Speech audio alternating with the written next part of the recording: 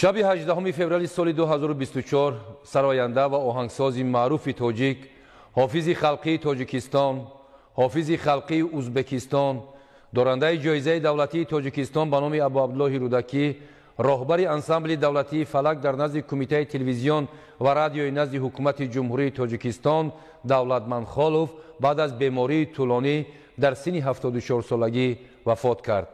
پرزیدنت جمهوری تاجیکستان پیشوای ملت محترم امامعلی رحمان سهم بسیار ارزشمند دولتمند خالوف را در رشد صنعت آوازخوانی مخصوصا سرودهای خلقی و ژانر فلک تاکید کرده به اهل عائله و نزدیکان و پیوندان او همدردی عمیق بیان کردند.